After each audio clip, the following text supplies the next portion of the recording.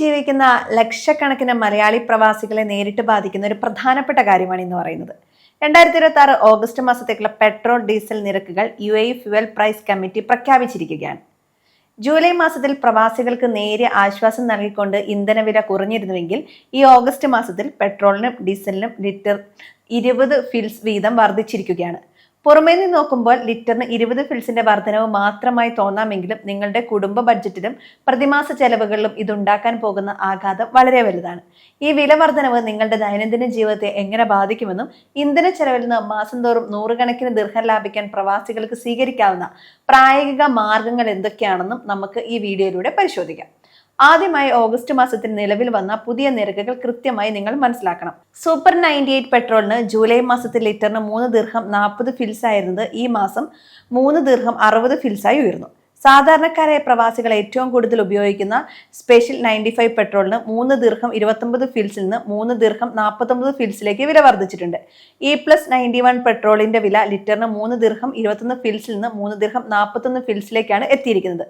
വാണിജ്യ വാഹനങ്ങളും ചരക്ക് ഗതാഗതവും ഉപയോഗിക്കുന്ന ഡീസൽ വില ലിറ്ററിന് 3 ദിർഹം 60 ഫിൽസിൽ നിന്ന് 3 ദിർഹം 80 ഫിൽസായാണ് ഉയർന്നിരിക്കുന്നത്. മൊത്തത്തിൽ നോക്കുമ്പോൾ ഒരു മാസത്തിനുള്ളിൽ 6% ഇന്ധന വില വർധനവാണ് UAE ഉണ്ടായിരിക്കുന്നത്. ഈ വില വർധനവ് ഒരു ശരാശരി പ്രവാസി കുടുംബത്തിന്റെ ബജറ്റിനെ എങ്ങനെയാണ് ബാധിക്കുന്നതെന്ന് കണക്കുകളിലൂടെ നോക്കാം.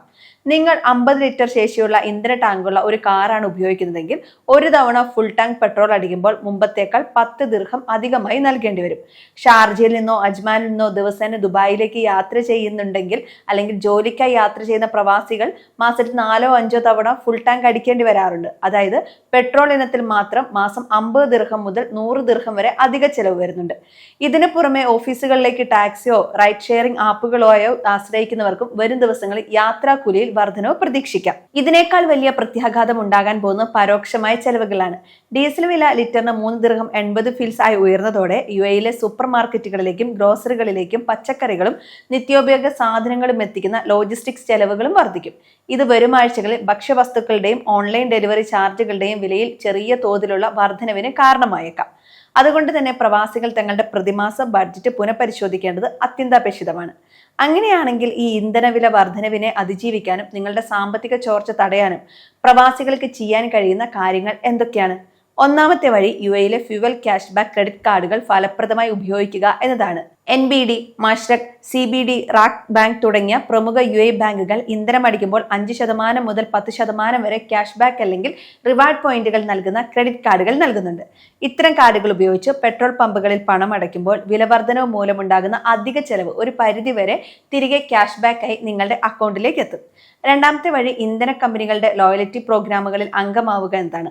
അഡ്നോക് റിവാർഡ്സ്, എമിറാത്ത് കാഫ് പോയിന്റുകൾ, NOC തുടങ്ങിയ സൗജന്യ ആപ്പുകൾ ഉപയോഗിച്ച് ഇന്ധനം അടിക്കുമ്പോൾ ലഭിക്കുന്ന പോയിന്റുകൾ ഉപയോഗിച്ച് സൗജന്യ പെട്രോളോ അല്ലെങ്കിൽ ഗ്രോസറി വൗച്ചറുകളോ നേടാൻ സാധിക്കും. മൂന്നാമത്തെ വഴി കാർ പൂളിംഗും ഡ്രൈവിംഗ് രീതികളിലെ മാറ്റമാണ്. ഒരേ ദിശയിലേക്ക് യാത്ര ചെയ്യുന്ന സഹപ്രവർത്തകരുമായി ചേർന്ന് കാർ പൂളിംഗ് സംവിധാനം പ്രയോജനപ്പെടുത്തിയാൽ ഇന്ധന ചെലവും സാലക് നിരക്കുകളും പകുതിയായി കുറയ്ക്കാൻ സാധിക്കും.